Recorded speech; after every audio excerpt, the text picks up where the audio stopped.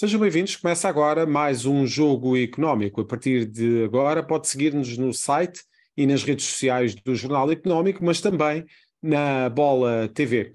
Portugal discutiu esta semana que caminhos devem ser seguidos pela indústria do golfe para que esta modalidade continue a ter um efeito multiplicador na economia do país. Este será o tema da segunda parte do Jogo Económico. Para já, dou as boas-vindas ao Jorge Faria de Sousa e ao Rodolfo Alexandre Reis e avançamos sem mais demoras para o hat-trick.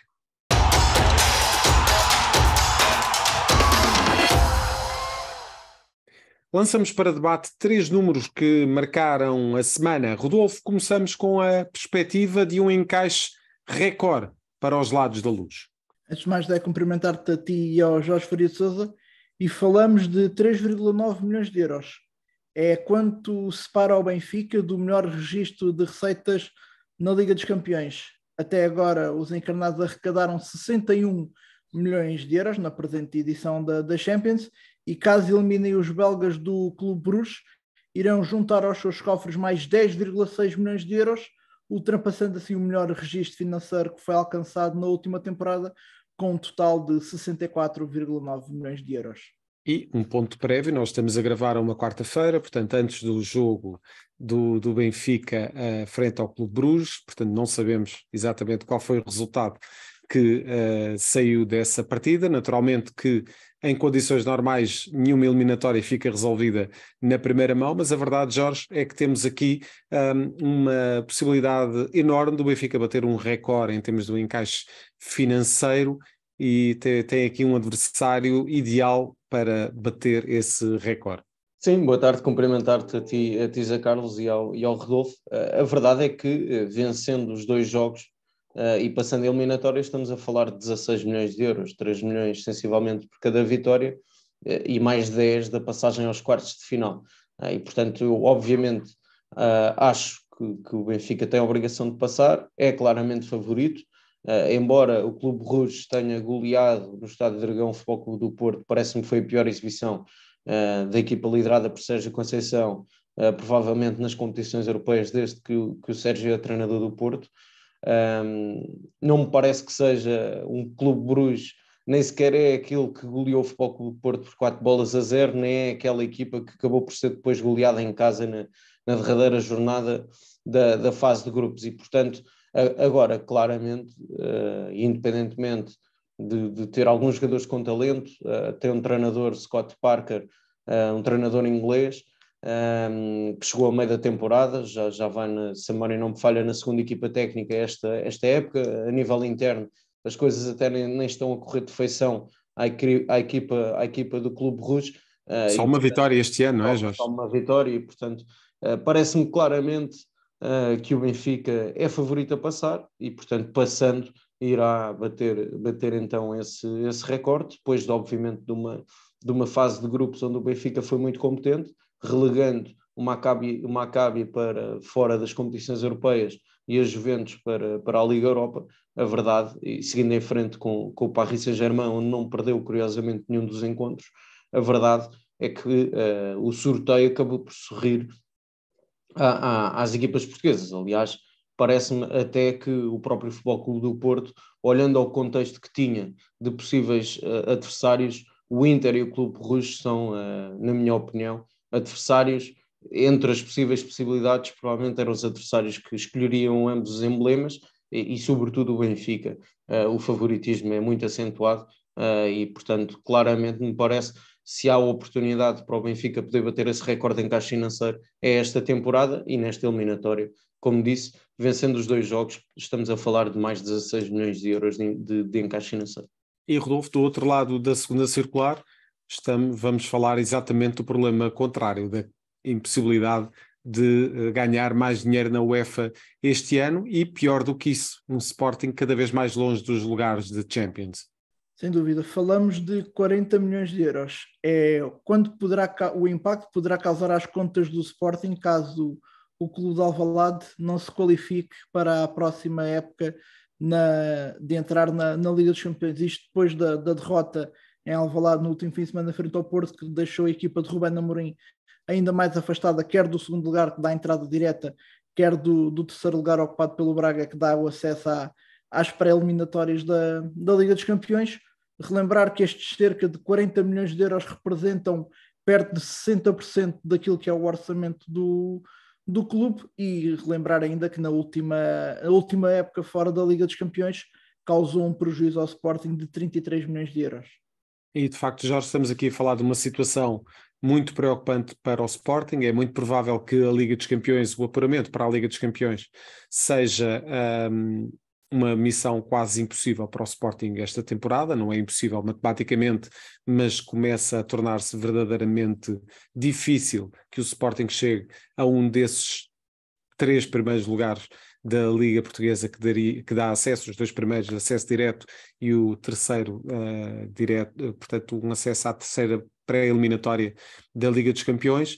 E de facto o Sporting já vendeu Pedro Porro, já tem ali um encaixe que seria provavelmente equivalente pelo menos à entrada na fase de grupos da Liga dos Campeões, mas é muito provável que seja preciso vender mais jogadores para poder equilibrar o orçamento na próxima temporada. Sim, obviamente que o Sporting, em primeiro lugar, tem obrigatoriamente que fazer uma segunda volta melhor do que a primeira, e Ruben Amorim tem frisado muitas vezes isso. Não vale a pena estar a olhar para os lugares de cima, se não conseguir aqui construir uma sequência de vitórias novamente, aliás, à semelhança do que tinha conseguido até aquele jogo no Marítimo, vinha de 7 vitórias consecutivas. E obviamente que me parece, olhando para o calendário, que esta fase da temporada pode ser uma boa fase para construir uma sequência importante de vitórias, esperar para ver o que é que podem fazer os adversários diretos, embora pontualmente seja difícil mesmo o segundo lugar, porque estamos a falar que o Sporting tem que somar os seus 3 pontos e esperar que 2 adversários percam pontos.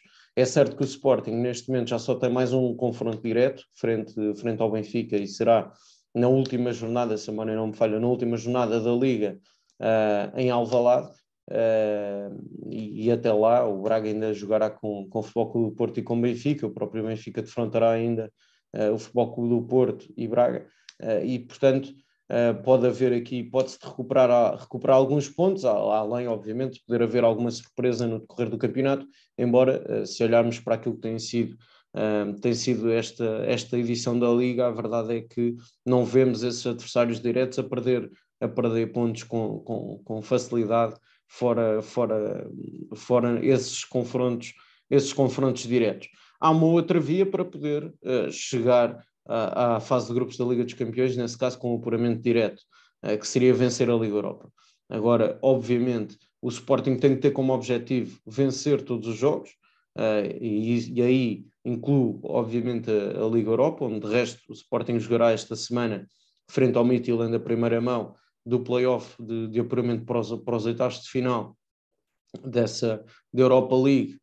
Mas olhamos para uma competição onde estão clubes como o Arsenal, o Barcelona, United e, portanto, a União de Berlim. Há vários adversários que, na minha opinião, são equipas com qualidade. A própria Juventus, que falávamos há pouco, caiu também para este play-off via Champions, e, portanto, quanto mais eliminatórias o Sporting for passando, e esperemos que assim seja, porque vai continuar a amealhar pontos e, sobretudo, continuar a acalentar essa esperança de chegar o mais longe possível na competição, mas ao mesmo tempo o grau de dificuldade irá necessariamente aumentar, embora, por exemplo, neste play-off haja já um confronto que, na minha opinião, deixa um dos candidatos a vencer de fora.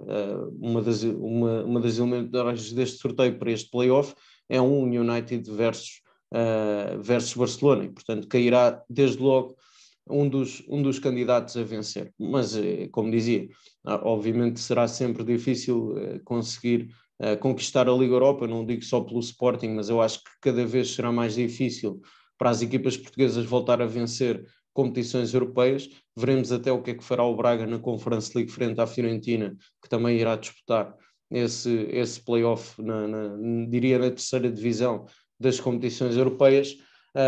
E o Sporting não tem outro caminho senão lutar por somar o máximo número de pontos para ver o que é que acontece com Braga e Futebol Clube do Porto, que são respectivamente o segundo e o terceiro classificado, e é bom frisar, o terceiro lugar não dá acesso direto à fase de grupos, o Sporting teria sempre que disputar uma pré-eliminatória, e como tal iria depois depender também do adversário. Agora, é fundamental para os três grandes estar na Liga dos Campeões, não só pelo impacto desportivo que isso tem, por ser a grande montra, a grande competição de clubes do mundo, mas ao mesmo tempo pelo encaixe financeiro que daí decorre. É verdade que o Sporting fez até eu diria, com exceção de 2 jogos, fez uma Champions, provavelmente que até começou por surpreender a Europa do futebol. Nos 2 jogos frente ao Marselha, Ruben Amorim até o tem vindo a dizer, foram os únicos jogos onde a equipa não foi manifestamente competente, não esteve à altura da competição. Mas de resto até esteve a bom nível, frente a Frankfurt, frente a Tottenham. A verdade é que não conseguiu o apuramento, caiu para a Liga Europa, e obviamente na próxima temporada é determinante estar nas competições europeias.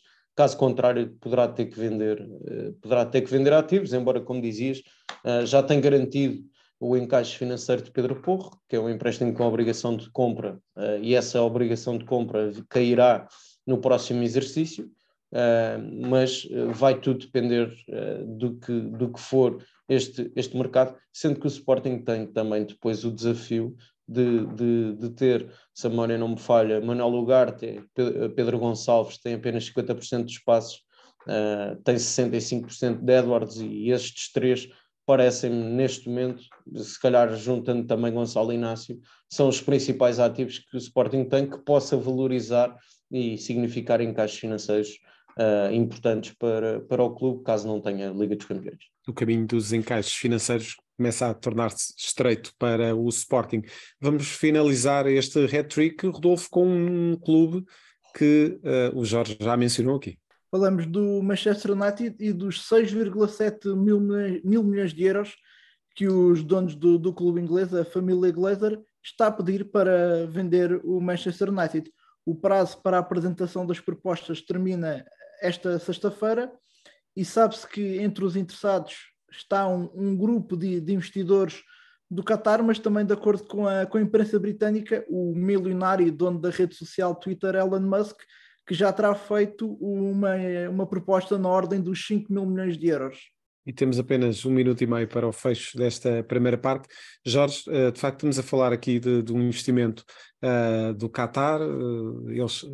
Este fundo quer adquirir o Manchester United, é um dos clubes mais rentáveis do mundo em termos de merchandising.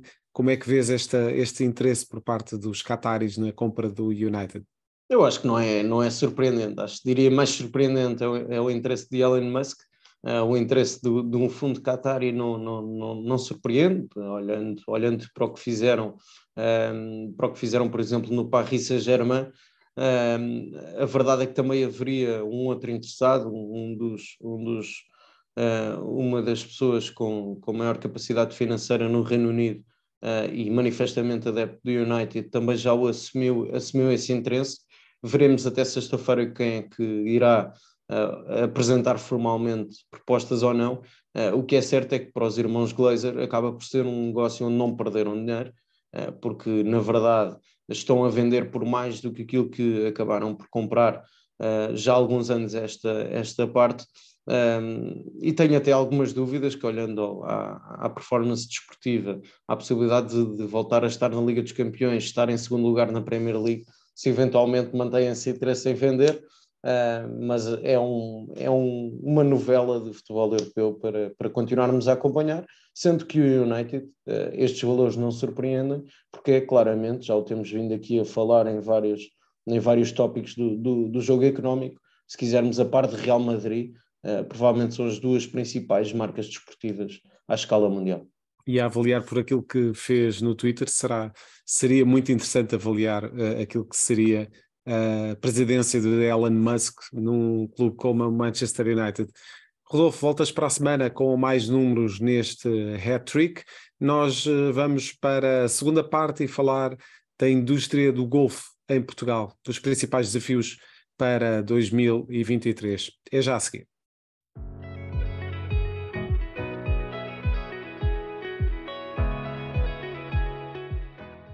Estamos de volta para a segunda parte deste jogo económico. Portugal recebeu esta semana a European Gulf Business Conference em Cascais, a conferência anual organizada pela Golf Course Association Europe, congrega cerca de 250 dos profissionais mais influentes do golfe a nível internacional. O efeito multiplicador do golfe em Portugal tem incidência na economia do país, ao nível do turismo, emprego e hotelaria. A capacidade de combate à sazonalidade tornam o golfe numa atividade de primordial importância para o nosso país. Frederico Brion Sanches, da direção do Conselho Nacional da Indústria do Golfe, é o nosso convidado para esta segunda parte do Jogo Económico. Muito obrigado pela presença neste Jogo Económico. É mais um programa onde vamos falar um bocadinho da indústria do golfe, do seu impacto, dos impactos também da pandemia da pandemia e não só, de outros efeitos também, que poderemos falar mais adiante, mas, portanto, de tudo aquilo que impacta com a prática desta modalidade e com o facto de Portugal ser um dos destinos mais apetecíveis, mais atrativos para a prática do golfe. Frederico, começo por lhe perguntar que balanço é que é possível fazer deste evento? Primeiro de tudo, queria agradecer a oportunidade que é dada ao CNIG, do qual eu sou vice-presidente, para poder falar sobre este evento que decorreu aqui no Estoril, no Hotel Palácio, onde o resultado foi muito positivo. Ao fim de a última vez que foi organizado foi em 2020, tivemos a pandemia e foi-nos lançado o desafio in extremis de voltar a fazer em Portugal este fórum que é muito importante para nós, de divulgação do que é o golfe e de quais os problemas que os nossos parceiros todos na Europa sentem também. O que posso dizer é que o resultado foi bastante positivo, sendo que foi tudo marcado um bocadinho em cima da hora.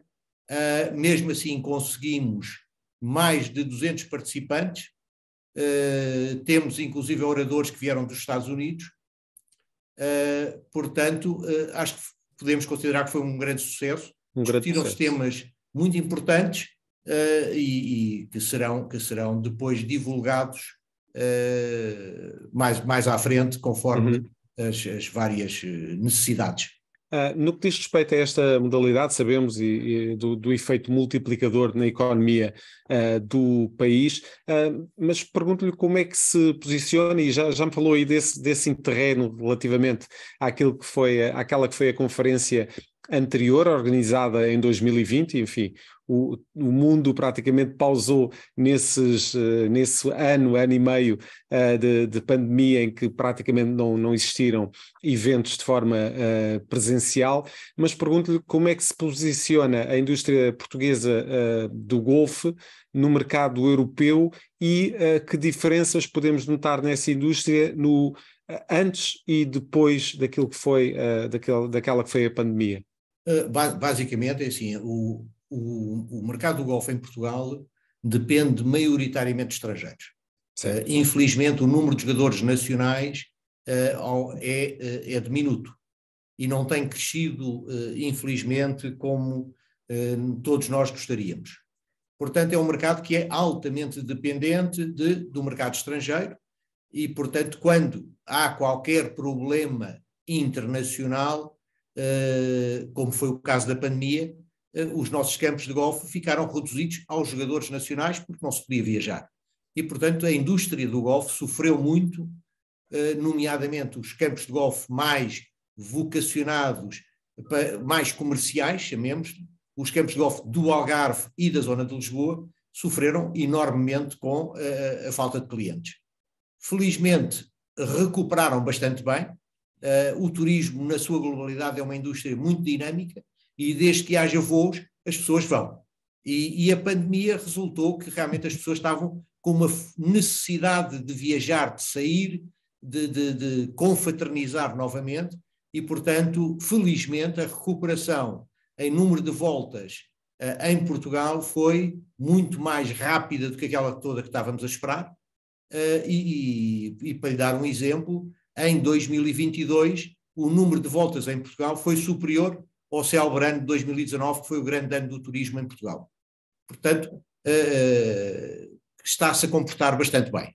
Existem motivos então para um otimismo para 2023, mas já lá vamos relativamente às expectativas de 2023, até porque existem aqui alguns fatores que poderão influenciar o turismo em Portugal e naturalmente todas as atividades que estão ligadas a esse setor. Para já introduzo na nossa conversa o Jorge Faria de Sousa. Jorge, relativamente àquilo que é a indústria do golfe, falamos muitas vezes da necessidade e da capacidade de outras modalidades terem aqui um papel muito importante ao nível daquilo que é o turismo desportivo, e o golfe enquadra-se, diria que nem uma luva nesse conceito de turismo desportivo.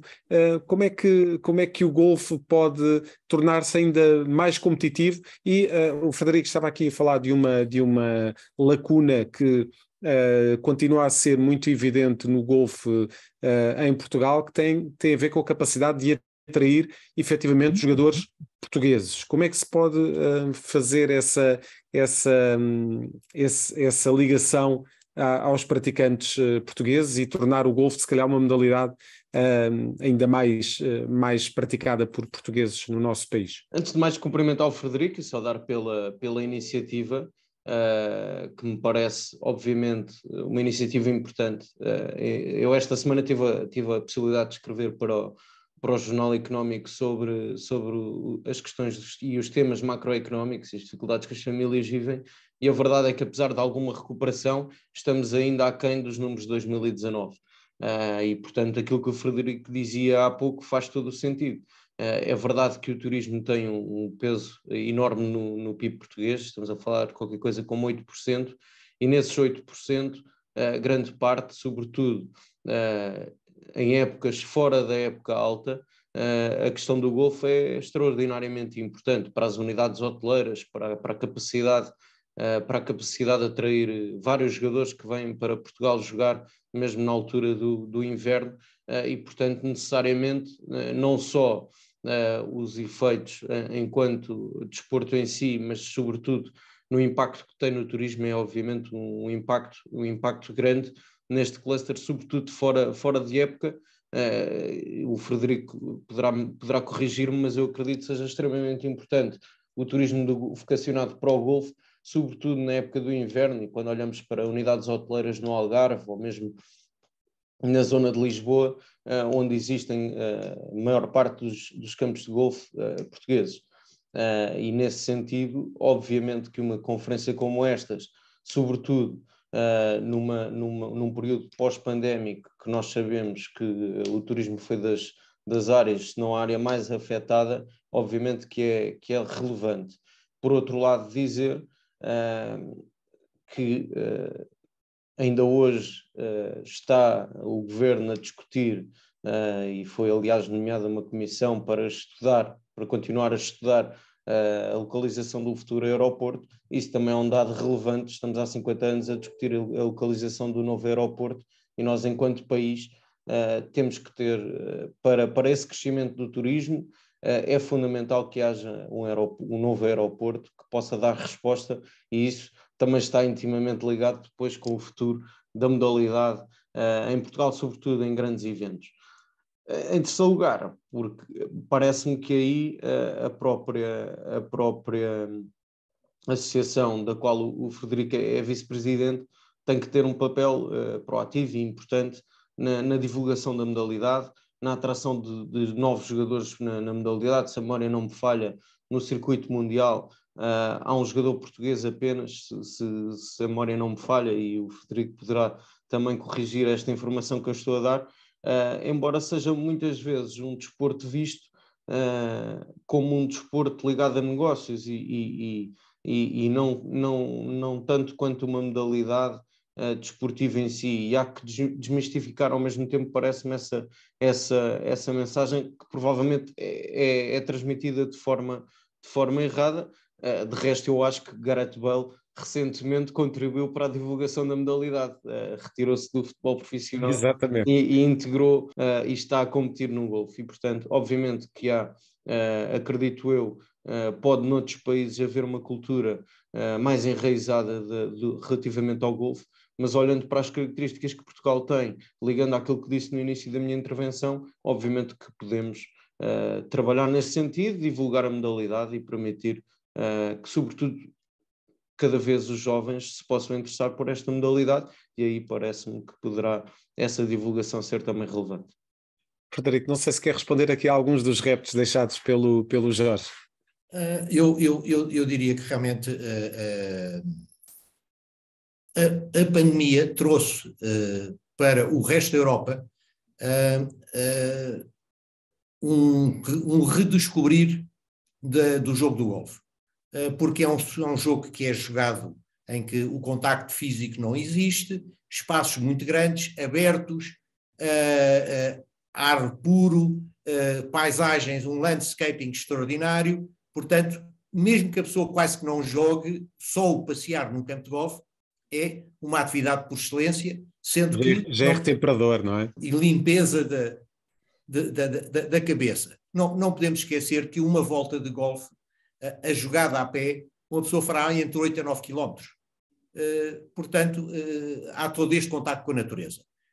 A recuperação, o número de voltas jogados, o número de jogadores em toda a Europa durante a pandemia aumentou loucamente por isto, porque era dos poucos desportos que as pessoas podiam fazer. E, portanto, para muitos foi o redescobrir, para outros foi o começar de novo, e, portanto, os números cresceram. E, para grande surpresa de muita gente, esses números mantiveram-se praticamente estáveis. Portanto, esse crescimento não foi momentâneo. Em 2022 e a caminhar para 2023, esses números são praticamente estáveis. Portanto, augura um bom futuro para o mercado do golfe. Portugal tem uma capacidade de recepção extraordinária. Como o Jorge há bocado dizia, temos um problema de ligações, quer dizer, nós vivemos do estrangeiro, se não houver voos... A questão do novo aeroporto é primordial, Frederico. Logicamente que o aeroporto é primordial, mas mais do que o aeroporto é ligações. Nós não podemos esquecer que no inverno é a época baixa, a chamada do turismo, que é a época alta do golfe. Se nós não tivermos voos para Portugal e para o Algarve, ou ligações muito boas, Porto, Lisboa, Lisboa-Algarve, dificilmente conseguimos trazer mais gente por muito esforço que os proprietários dos campos de golfe e que os hoteleiros façam em promoção. Se não houver ligações,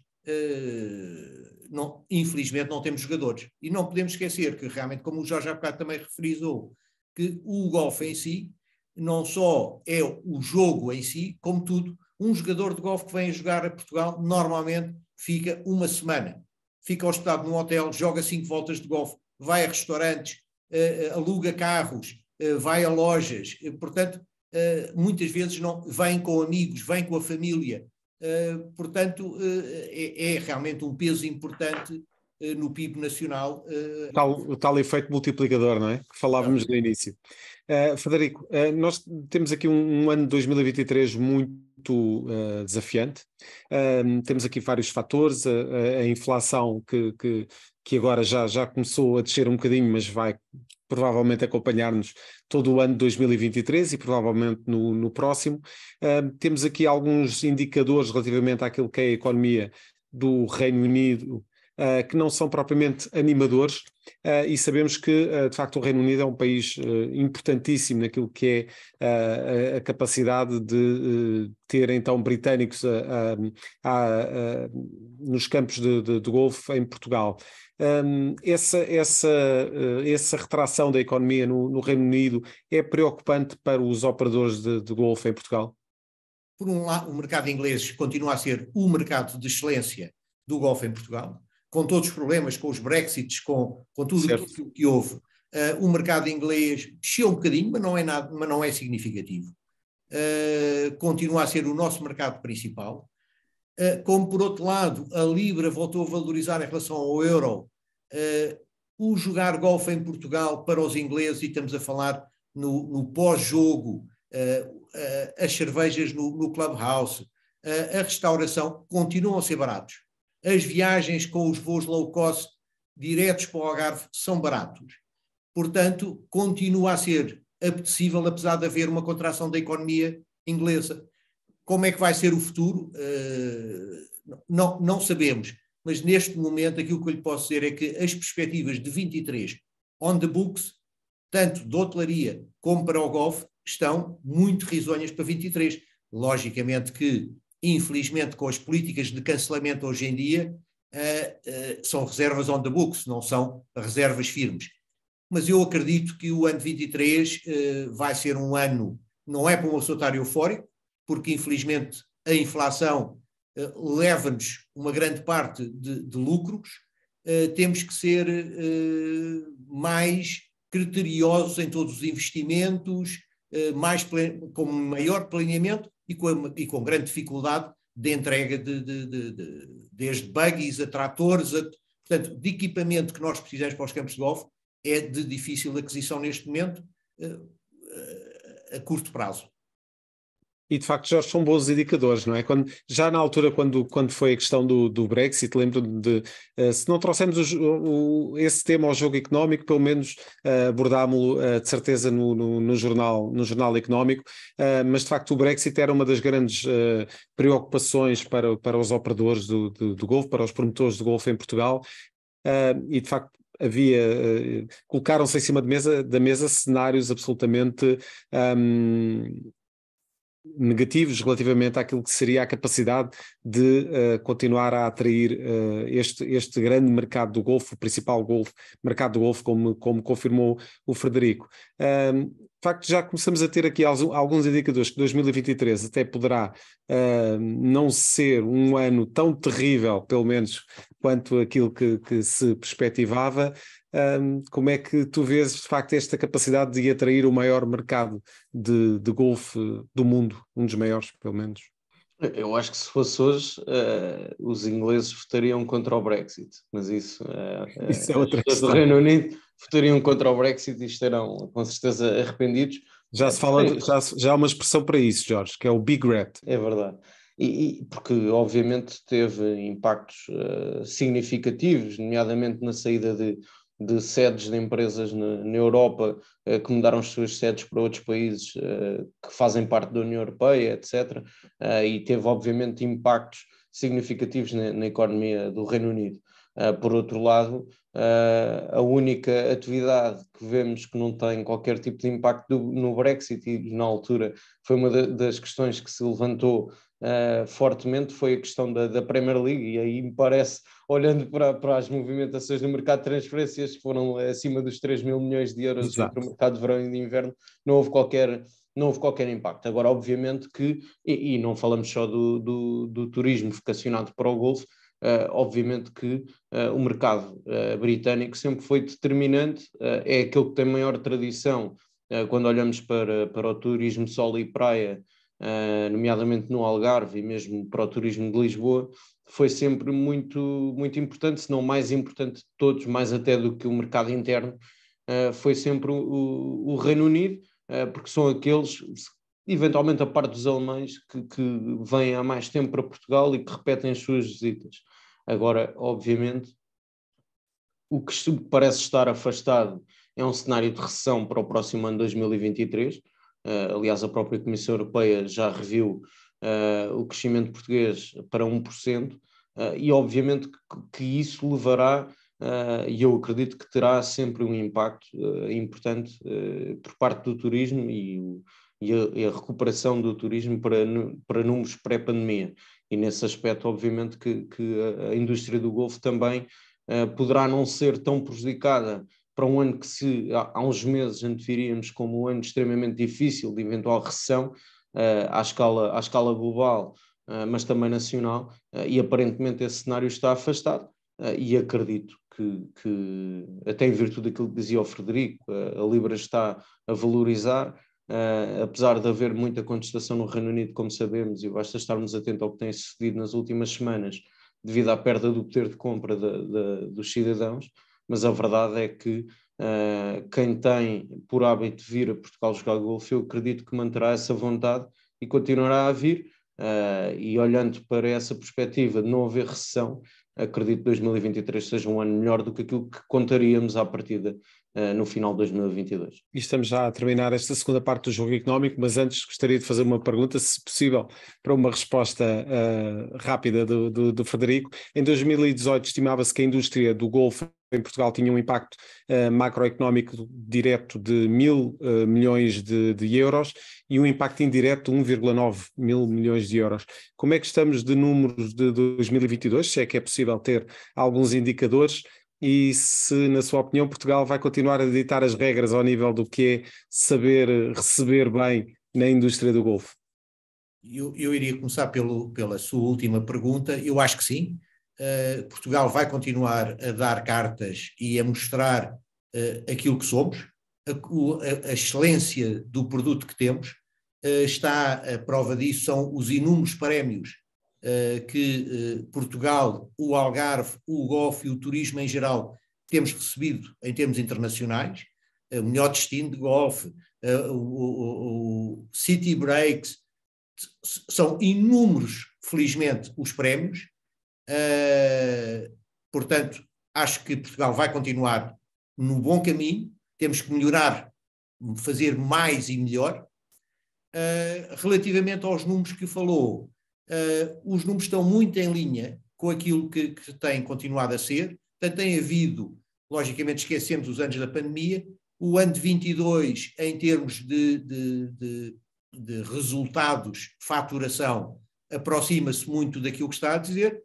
Infelizmente temos aqui um bocadinho da inflação que nos leva um bocado dessa faturação, mas temos que viver com ela e saber caminhar no bom caminho, que eu acho que temos uma base muito sólida e uma posição no mercado internacional muito conhecida já.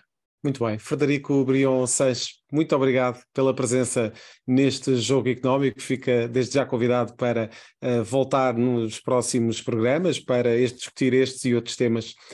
Muito obrigado então. Obrigado. Seguimos então para a segunda parte, para a terceira parte do jogo económico e para as escolhas dos nossos comentadores.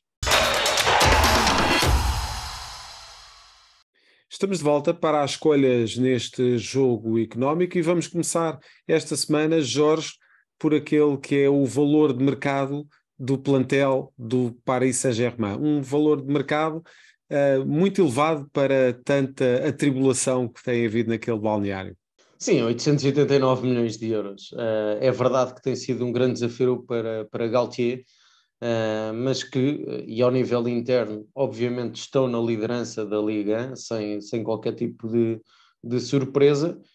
Acabaram por ser eliminados da Taça de França e, portanto, é menos um título que podem conquistar. Foram eliminados pelo Marselha, mas a verdade é que o que vemos, e reportando até ao jogo frente ao Bayern de Munique, é curioso ver um Bayern de Munique, com todo o respeito por Choupo-Moting, não tem um ponta de lança, na minha opinião, com a mesma qualidade do restante plantel, mas tem um verdadeiro coletivo. E ontem o Paris Saint-Germain acabou por ser derrotado por 1-0, e se quisermos teve apenas um jogador em campo, na minha opinião, é português, chama-se Nuno Mendes e fez uma exibição absolutamente extraordinária. Grande exibição.